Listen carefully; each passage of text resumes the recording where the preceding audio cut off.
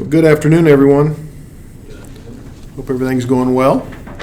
So instead of a note card today, we're doing the learning inventory strategy. So I hope you've had a moment to read through it. I'm going to give you about 5 minutes to complete it. So here's what I want you to do.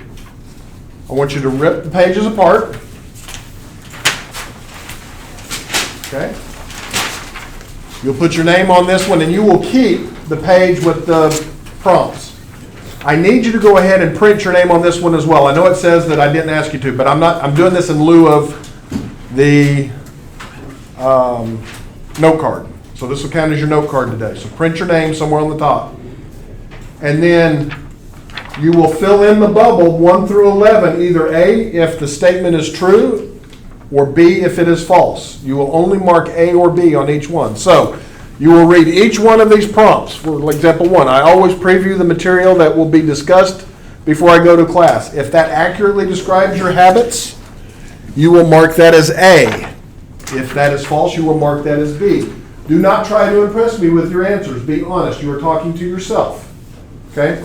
I want you to mark it on the form so that you will take that with you. Do not throw this away. You will need it for a later assignment, the Learning Strategies assignment. So I want you to mark the answers here, and I want you to mark the answers here in the bubble. And I will not trace these back to you, I promise.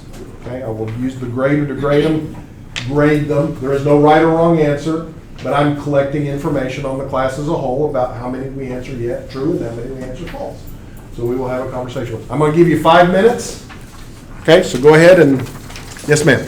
Number 7, what is the third word? Number 7, I make mnemonics like oil rig, oxidation is lost, reduction is gain, little QT little mnemonic phrases to help you remember things. Everybody got a form? Okay, 5 minutes.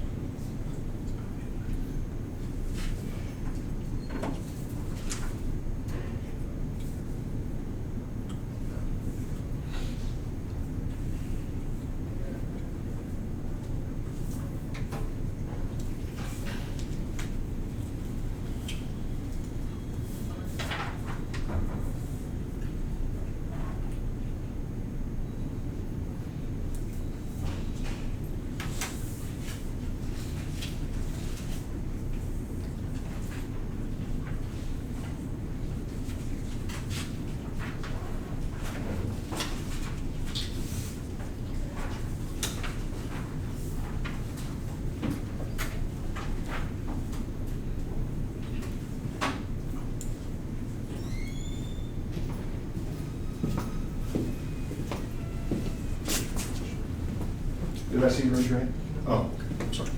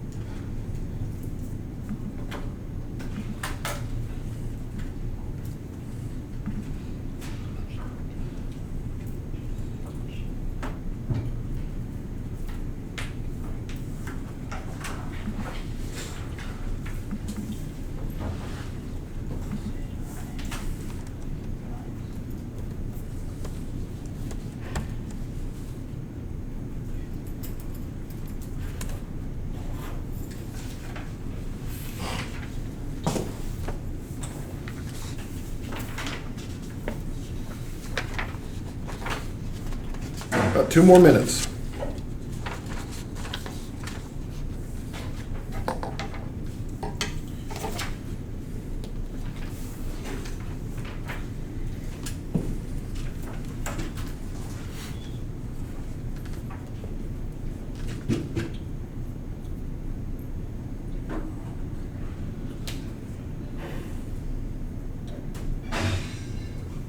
That didn't sound good. That sounded like money, which is what we're going to be talking about today.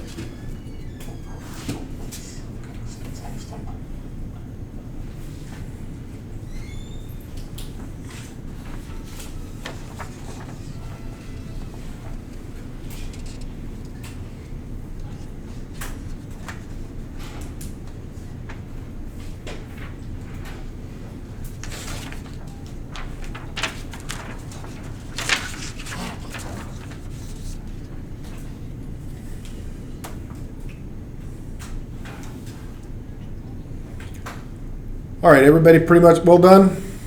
Okay, good. So you'll turn those in, just the grading form. Again, grading, we're not grading them, on your way out. So just like you would your note card. So hang on to that, but keep the other piece. Do not lose it because you'll need that information later, and I will not be able to provide that for you next week. So today, I want to talk about a couple of things. Just a couple of reminders. Your semester by semester guide needs to be emailed to your advisor and copied me no later than this Friday by 5 o'clock.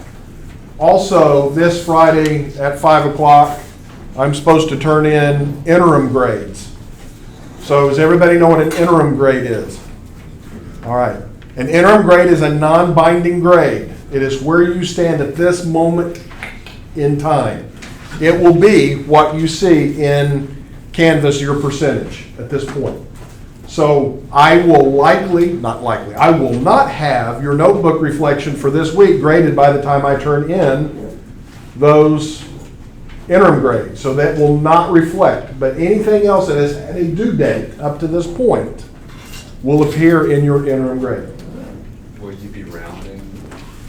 Will I be rounding? I do not round other than when I get to decimal places, right? So, I mean, a 98.9 is a 99 and that kind of thing. All right, so it will be the whole number that I will take. So if you're at an 89.9, you are a 90, and that will be how I do that. Does that make sense? Yes, sir. Okay. Any questions about any of that?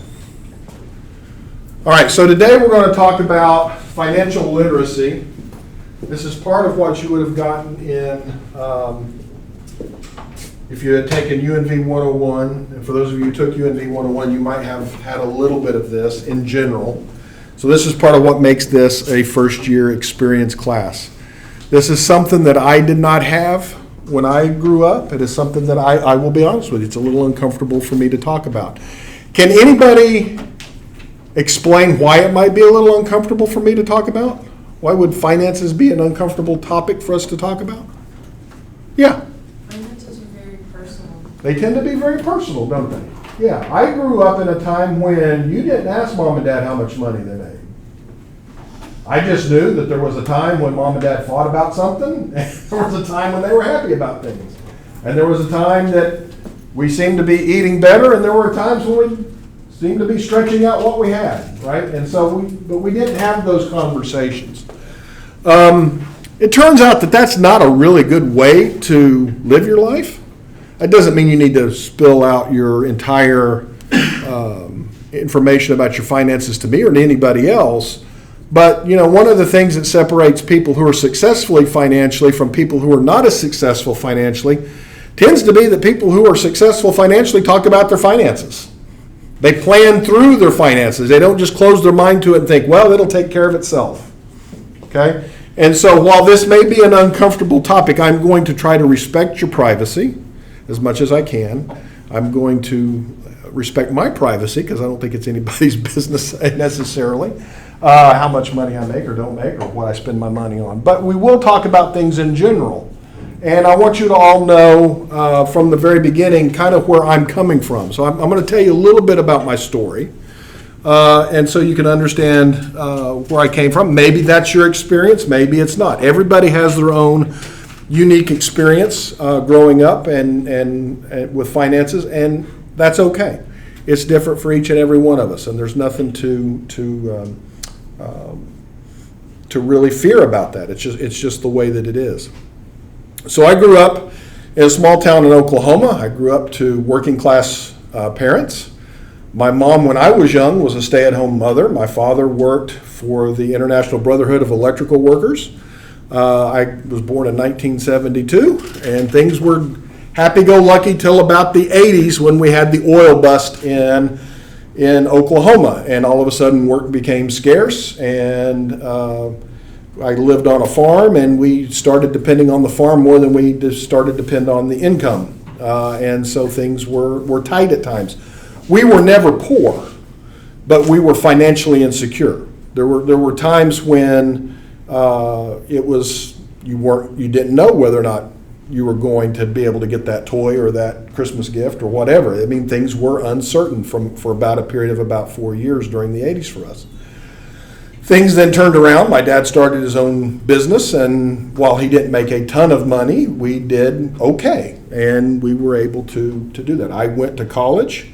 I was a Pell Grant recipient. I had to borrow a little bit of money. I did not have a college fund. But I was able to get through college, and I was able to go to graduate school, and I was able to be where I am today. And I must say I make a fairly decent living. I make better than the average individual in the state of Mississippi. And education is largely due to that. Had I chosen to stay at home and take on my dad's business, which I could have done, I could have been an electrician. I was an electrical apprentice for several years. That's how I helped pay my way through college in some form or fashion, because I worked a part-time job doing that from time to time. I know where I would have been. I would have been still in my small hometown. I would have known everybody that I knew, and I would be making a lot less than I'm making now. So my educational investment and the investment that others put into me in my education paid off. So I want you to think about the time that you're spending here and the money that you are spending as an investment. It is an investment, okay? And so what you get out of it depends on what you put into it, right? It's just like any other investment. You can put $1 in Bitcoin, or you can put $1 in whatever, and it's what you put in is what you're going to get out, right? Or it's going to be proportional. So I think the same way there. So what I wanted to do is I wanted to start off by talking about chemists and biochemists and earning potential, right? I know many of you are thinking, I have no interest in being a practicing chemist or biochemist. I'm thinking about going to med school, dental school, whatever. That's okay. You'll look at that differently. But I just want to focus on those of us who are majors. And so I use this thing called the BLS. Anybody know what BLS stands for here? Bureau of Labor Statistics. Okay, this is a government website that gives relatively unvarnished data, hardcore facts about different occupations.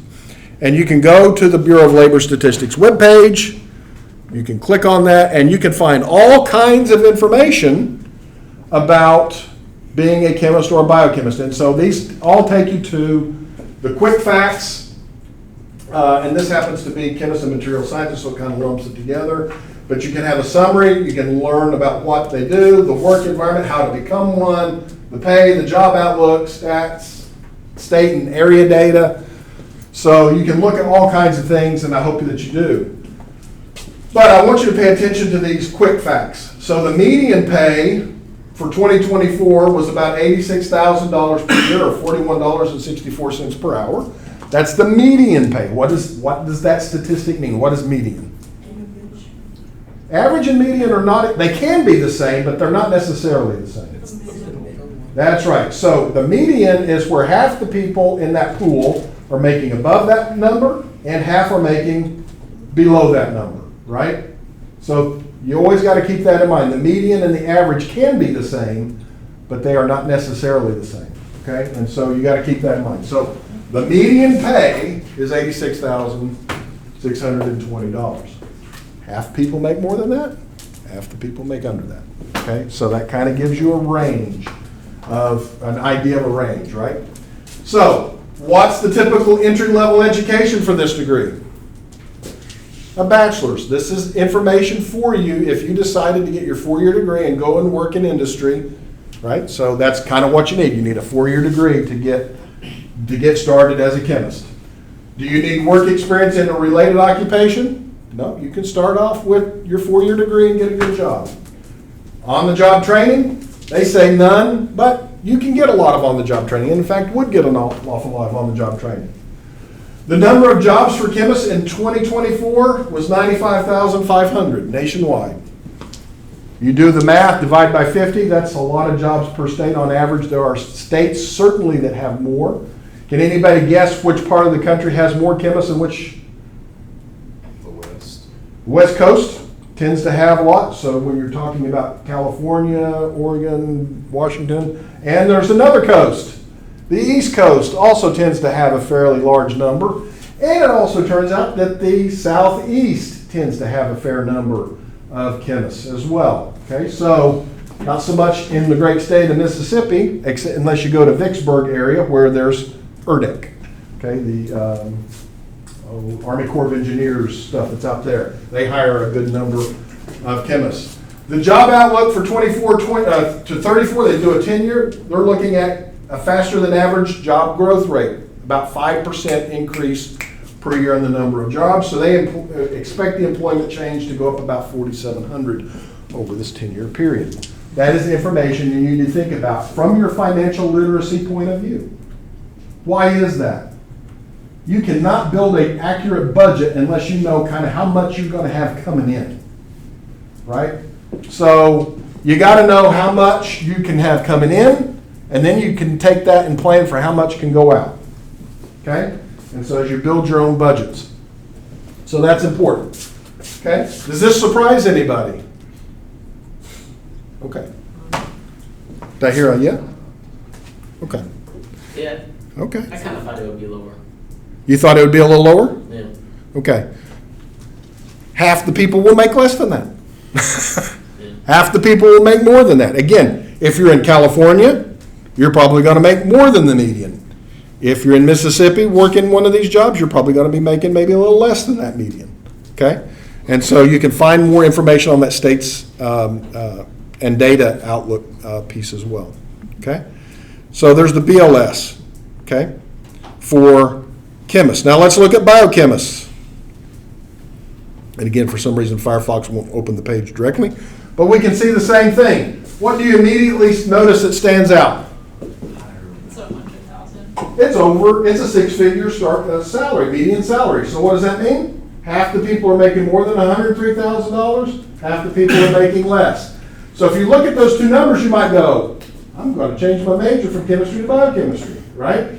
Except when you start thinking about some other things. What are the other things you need to think about? The number of jobs is like a third of the amount. Okay, so the number of jobs are less. Yeah. The entry-level education. The entry-level education, right? Typically, to get somewhere in this range, you're looking at a doctoral or professional degree. Just the way it is. I can guarantee you chemists that have more education also make more than the median, right? But typically a chemist can start in a job right out of 4 years with your bachelor's degree. A biochemist, you're going to probably need to have a master's or higher to get an industry type job. Now, I will tell you, I had a student that worked in my research laboratory. They were a biochemist. They got to the end of their 4 years and said, med school is not for me, I'm going to go get a job. They found a job and they're very successful.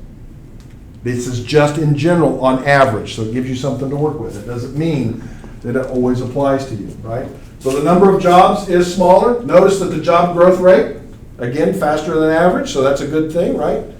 And it's expected to change by about 2,100.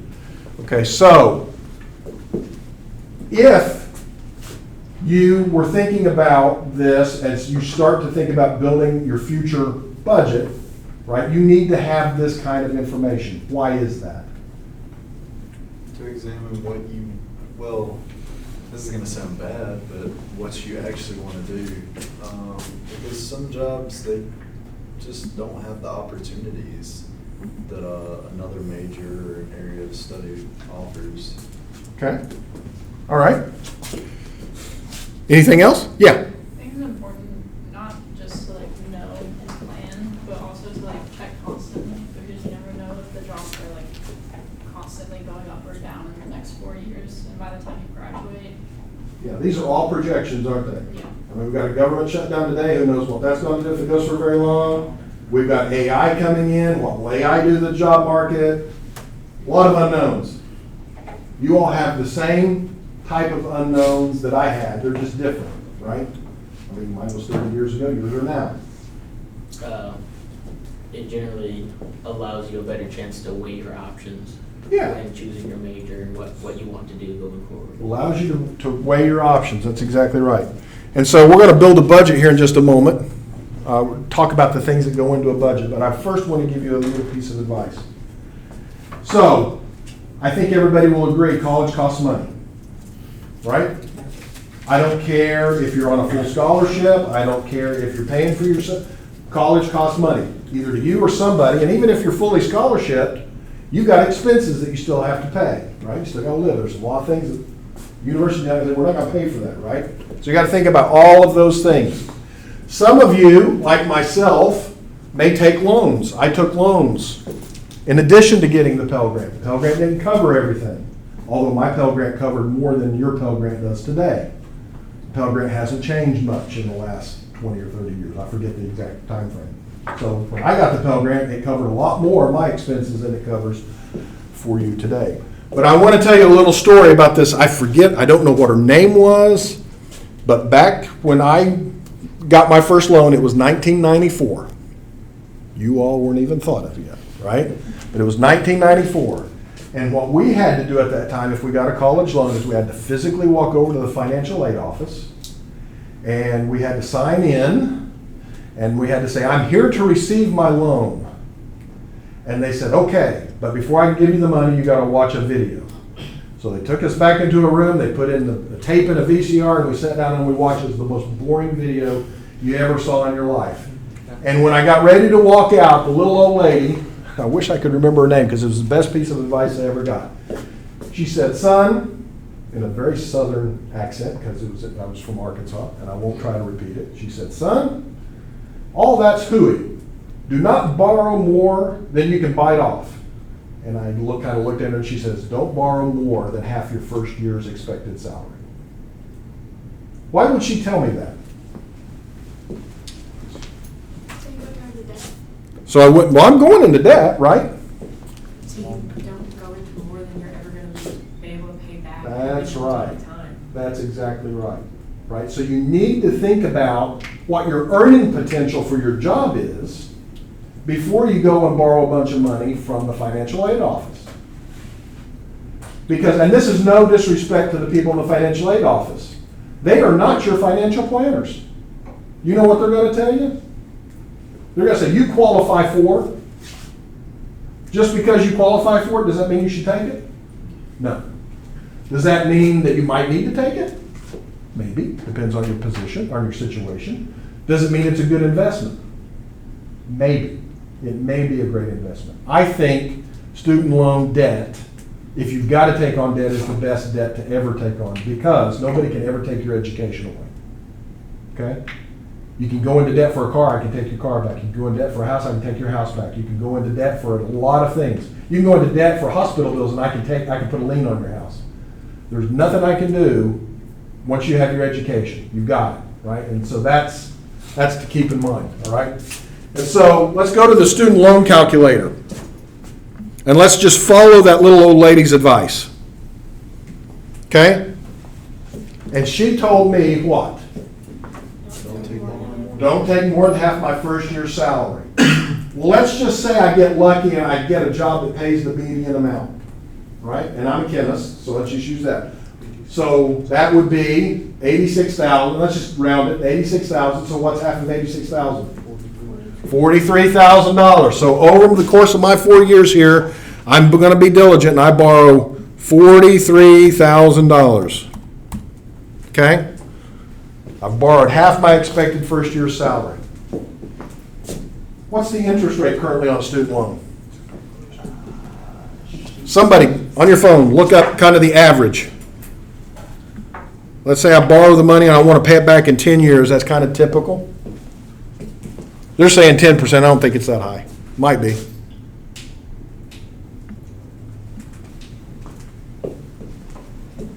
What's AI telling us? 6.39% for undergrads. All right, so let's just say 6.4%. Let's just round, okay? I like round numbers. 6.4%. I'm going to calculate my monthly payment for 10 years is going to be $486 a month. $486 per month. Okay? How much you going to bring home on $86,000 salary after you pay your taxes and you pay this and you pay that and you pay this? That's about the cost today of a relatively inexpensive car if you had to go borrow your money. And that's what she was telling me.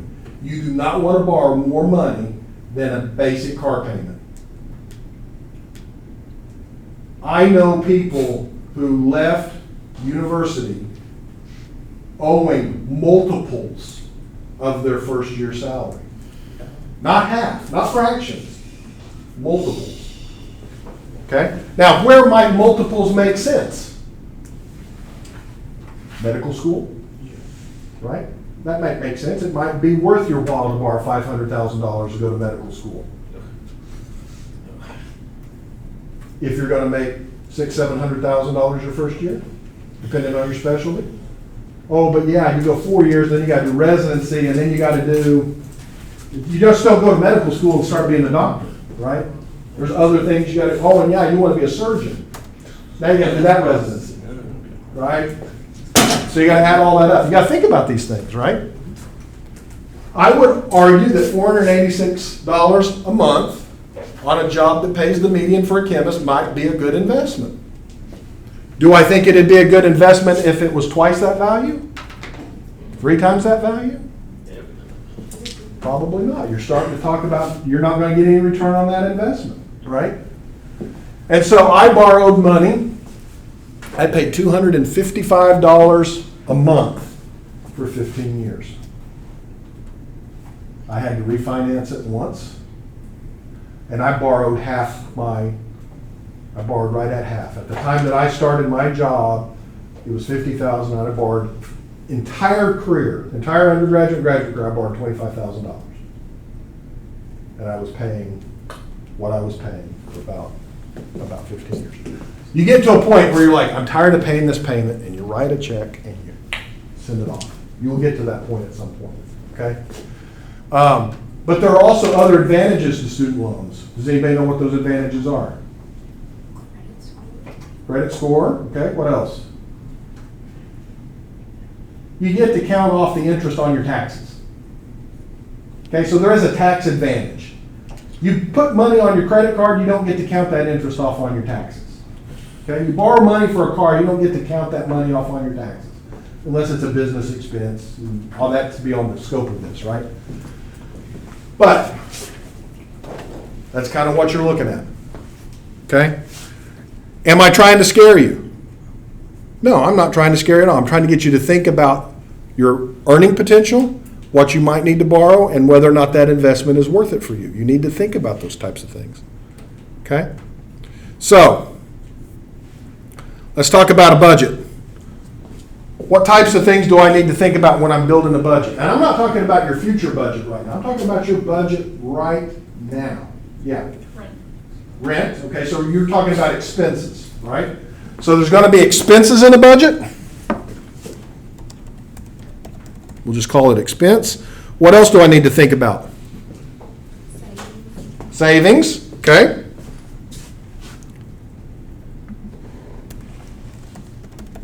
Well, let's just call that investments. Savings is an investment.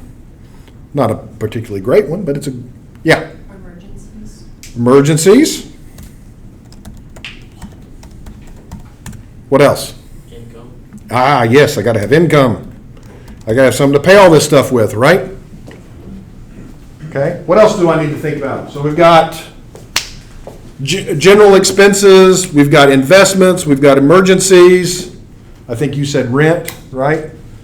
So we'll say general expenses, or no, let's call it miscellaneous.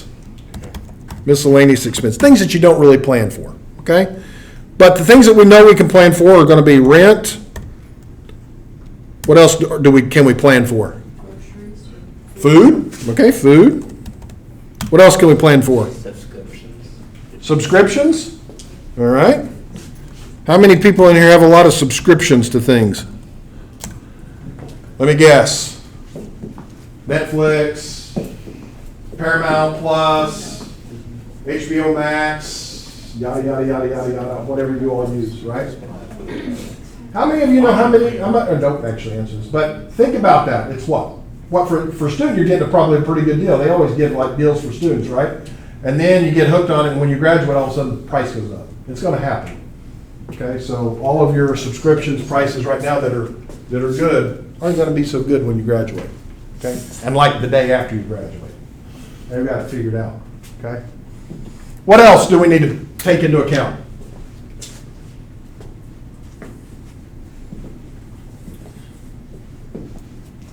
maybe like gas. All right, let's say transportation, right? So transportation. Now, these are just general categories at this point, right? We can even get a little finer. What else might we be thinking about? Maintenance? Okay. Where would we put that in? Just to keep that in transportation? I think just like a general maintenance like on your house or your vehicle. Okay. No, I did not spell that right. There's an I. Still didn't spell it right. There we go. What else?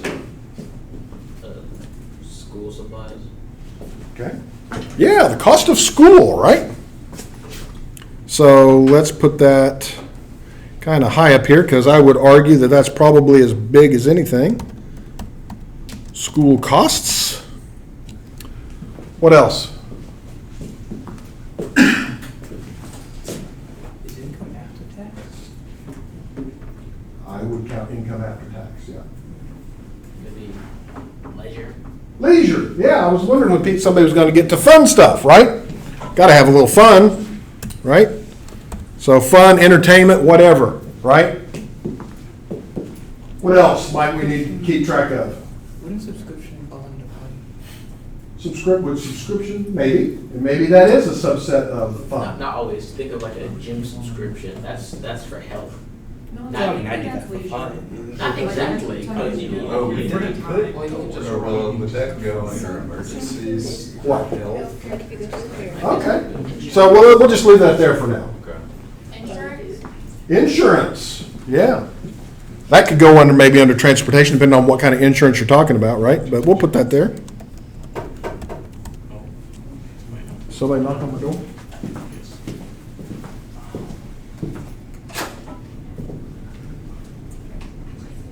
Oh, come on. That's fine. Yeah, you're fine. What else? I'll go ahead and give you this. You can talk about it afterwards, it's fine. What else might we want to include in our budget? Is everybody's budget going to look like this? How many of you actually have a physical budget built out? Maybe, maybe not, right? Not? Most people don't. What happens when we don't budget our time? I'm getting to a different kind of budget. Remember we talked about time management? What happens when we don't budget our time? We can overload ourselves. We can overload ourselves. What else? We forget about things, like we become disorganized. We become disorganized and we forget about things. We get behind. We get behind. All of those things sound good to you? Those don't sound good to me, right? So we budget what we value. Okay? I won't say the former president's name, but a former president one time said, do not pay attention to political rhetoric. Look at their budget. The budget is what they really value. If we're willing to spend money on it, we're willing to put it in the budget, that is what we value. The rest is just noise to get votes and to get this, yeah, that's what he said, right? So the same thing with our money. If you budget it, you value it. If you schedule your time, you value it. If you don't schedule it, if you don't budget it, you don't value it. You're letting it control you, right? And we don't want that to happen. Not everybody's budget is going to look the same. That's okay. My budget is actually very simple these days. My budget is simpler today than it was 25 or 30 years ago when I was in your boat. When I was in your boat, I had to take a limited amount of money and I had to spread it over a lot of things. And I had a child, and I had this, and I had that, and it was tough. My kids are grown. My house is paid for. I have no bills. I'm living the best life I can live right now. My budget is very simple. I gotta pay my water bill, gotta pay the electric bill, gotta pay the trash, I gotta pay my taxes. I get to pay myself first every month. I take my money, I take a certain portion of it, and I put it in my investment account. And then I get to have fun with the rest, right? That's a great place to be. And one day you'll be there too, right? You just gotta make it to 50-something. Right? But it'll happen for you. But right now, money for you all is a much more limited commodity. It's a much more strenuous thing. You've got to budget it more carefully than I am. But I have a budget. I know what I'm going to spend on things every month. And we get to a point, me and my wife will be like, well, maybe next month. Could I have done it? Of course I could have done it. I could have pulled out my credit card. I could have done it. But I live within a budget so that I can pay myself, so that I can have money in my investment, so that when I retire, I can continue to do the things that I want to do. You all need to start thinking about that, even though you may not have that kind of excess income at this point, okay? But you will have things that come up that we call emergencies. You need to have a little bit of an emergency reserve, and that's hard to do. What might be a good value for an emergency fund for college students? Healthcare. Okay, that would be a thing, but I'm talking about monetarily, what might we want to have as college students sitting in an account somewhere that we try not to touch? My parents told me to keep about at least 500. Okay, I was gonna say 500-600. 500-600, okay. Anybody else have a number? Yeah, I was gonna say like 2,000. 2,000? Yeah, I was gonna say 2,500 or 2,000. Okay, a couple $1,000? Yeah. Not everybody's gonna be able to have that kind of money. But what I can guarantee you is that each and every one of us needs to have a little bit of money. A few $100s is a reasonable thing for a college student to try to have on reserve. What can $300 cover? You have a medical emergency, you need to go, and you got a copay. You can do that. Even if you go to Moffitt. I go to Moffitt. Why do I go to Moffitt? I have health care through the institution. Why do I go to Moffitt? Prescriptions are cheap. It's a great deal, but I gotta pay cash for that, right? Emergency fund. Maybe you need $10 for whatever. You know, you got the flu, they give you, something, and you gotta pay $10. Well, there's your $10, right? So you need to be able to have some amount of money set aside for emergencies. Okay, and so for right now, that might be you're investing in your emergency fund right now, okay? So you gotta have a little bit. Even Dave Ramsey tells you to have an emergency fund, for those of you who follow Dave Ramsey, okay? What else do we need to talk about? What might be here? We gotta start putting numbers to these things, right? We gotta start putting numbers to these things. What ones do we know really well? Well, you know your income pretty well if you got a job, right? If you don't have a job, it's probably zero. Yeah. Right? So easy. So easy, right? But for you all, income might not be money from a job. You might be in a situation where you've received money from the university and they call it a refund. Okay, and that's money that you're getting. Do not think of that as a refund. That is the wrong word to use. Why do I say that? Yeah. Because refund makes it sound like free money. It does make it sound like free money, doesn't it? I was gonna say, well, refund's a one-time thing, if your income's steady. Okay, right. It's also taxed. You have to file that on your taxes. You gotta file it on your taxes? The IRS will send you a letter. They will send you a letter. I think we're hearing from experience on this one. They will, yeah. Do you have something? No? Okay. So you've got money coming in some form or fashion, whether it's somebody else providing it for you or through this quote-unquote refund. The reason I tell you all not to call it a refund, I think of a refund when I go to a store and they overcharge me and I look at the receipt and I'm like, wait a second, that said that was on sale and they charged me full price. And I go to the help desk and I say, wait a second, this pack of socks was supposed to be $5 and you charged me $10.99. Oh, our mistake, sir. They refund me the money. It's money I've already given that they are refunding to me because they overcharged. And so now I think I've got, $5.99 to put in my pocket, right? But that was my money.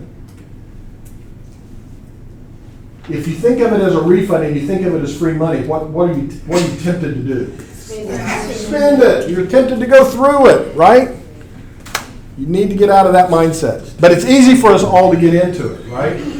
So when you get that quote-unquote refund, you need to start putting it in buckets. And those buckets are in your budget. So let's just use a small number, just for, and a round number for simplistic sake. And let's say your refund is $1,000. Your refund, okay? Your refund is likely a loan that you're going to pay back at some point, right? So if you've got $1,000 coming in for the semester, right? So that would be your income.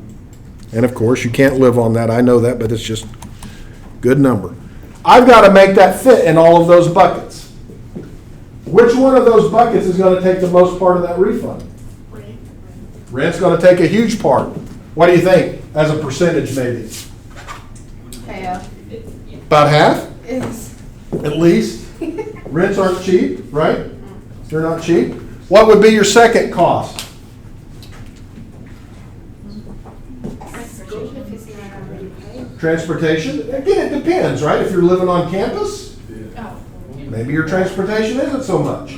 Maybe if you sat there and thought, well, I don't want to pay to live on campus because it's going to cost this much, I'll drive every day.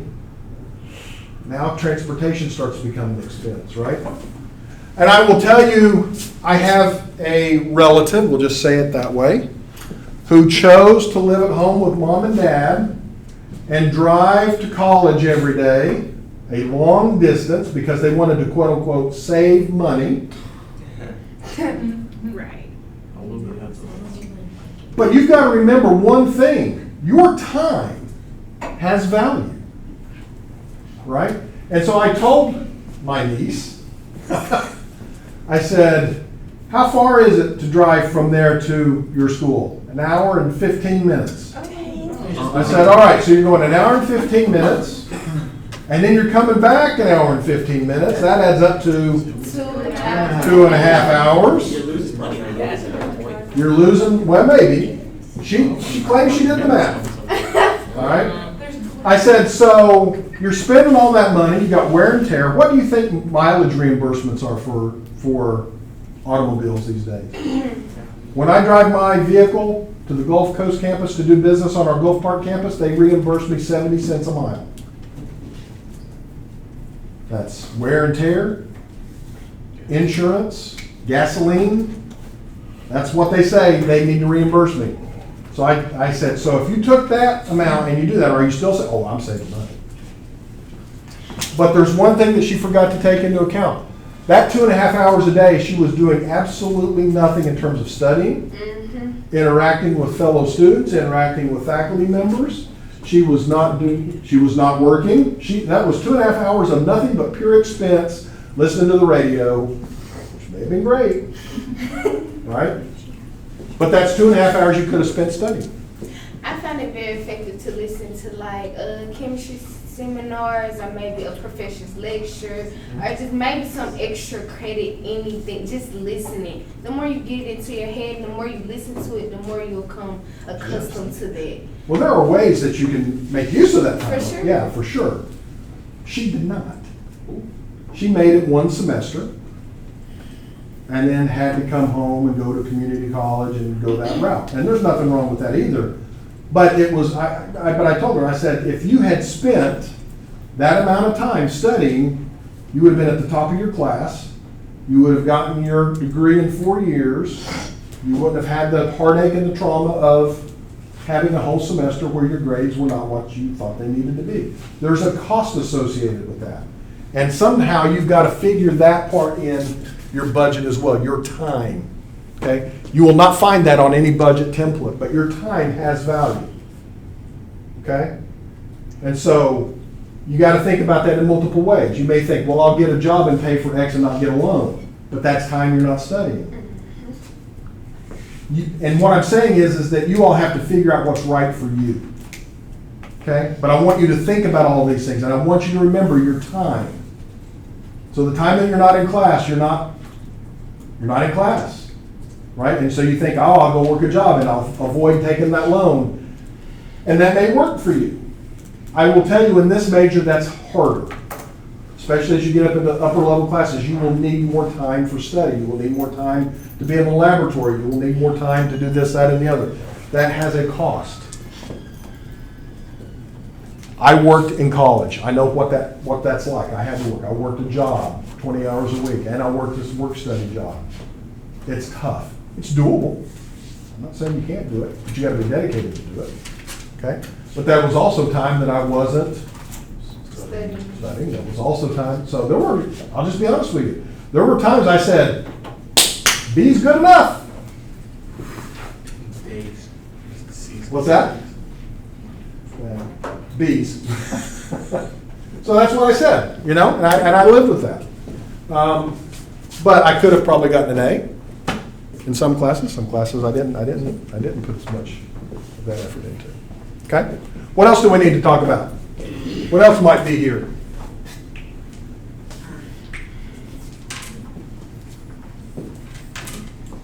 Family?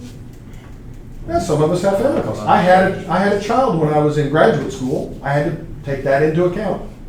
Guess what? They don't raise themselves. They don't feed themselves. They don't anything themselves, right? So, except maybe the bathroom. I mean, they do that. But I had to. My wife and I, we had to figure out how to pay all that, right? And that all came out of our budget. We had to budget for that. Okay. So I want you to think about that as you think about building your own budget. Also, let's see, where am I going? There we go.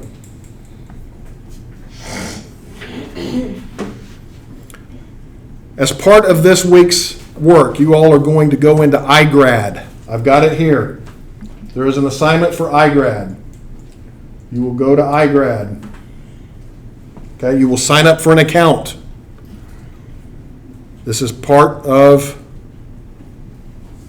USM's thing. I've already got an account signed up for myself, so it's not really showing. But you go to Explore iGrad, and you can sign up or you can log in. Okay, I want you to go and sign up for iGrad, and I want you to follow the instructions in the assignment. But basically, what the assignment is. What did I do? I clicked the wrong thing, didn't I? I want to log in. Log in with my USM account.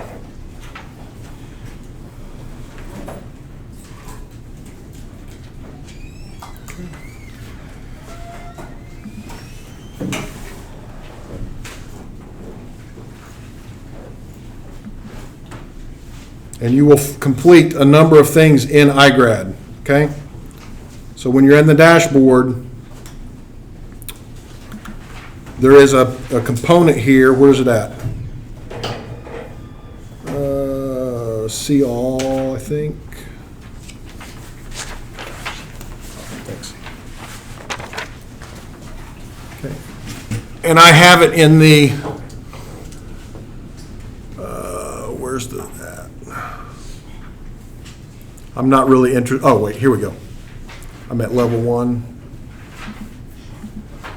I've completed.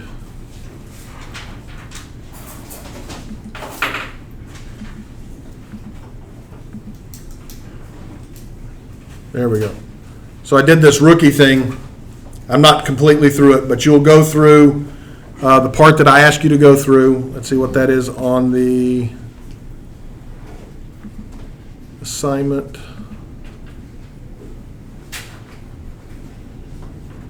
It's notebook reflection 7 called Financial Literacy. Okay? I've got a picture here. You'll go to the topics. You'll find what you're looking for. But I want you to go in and I want you to begin by answering those questions, and then you're going to go to the topics tab after you do that initial thing, and I want you to complete the course that is titled Creating a Budget and Sticking to It.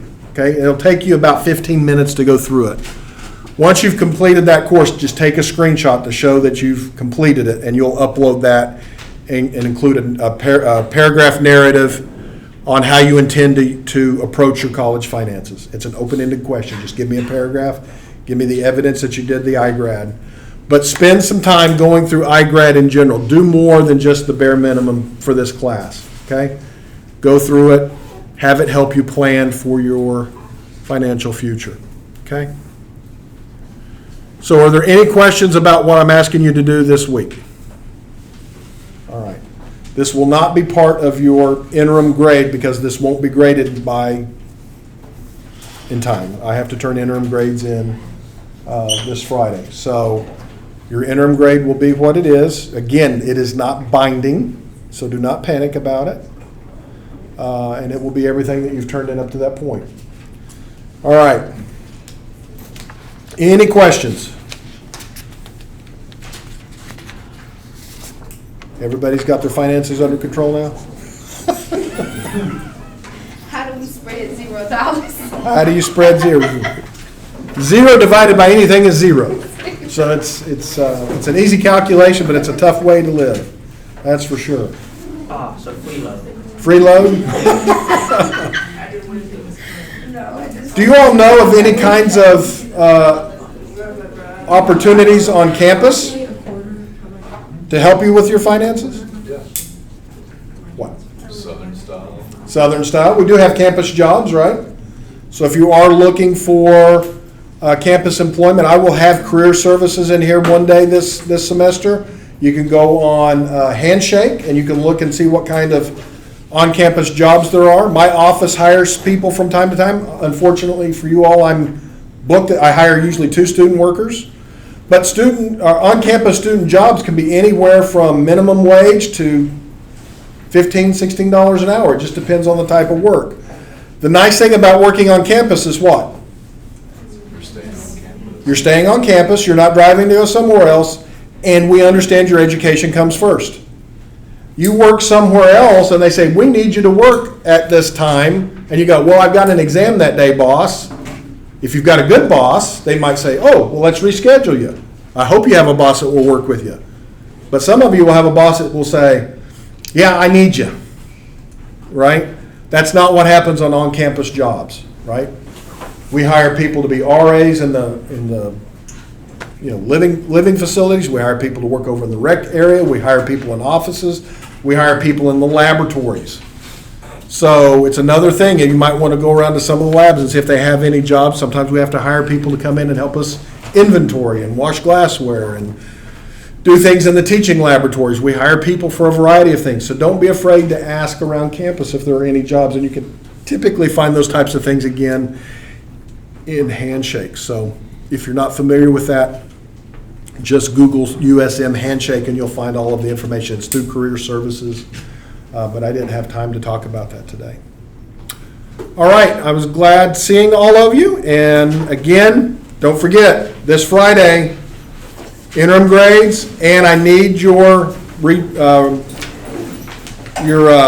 personalized semester guide sent to your advisor, and I need to be copied on that email, or you will not get credit for that remaining 20%. Please leave your thing up there on your way out, and I will see you all next week.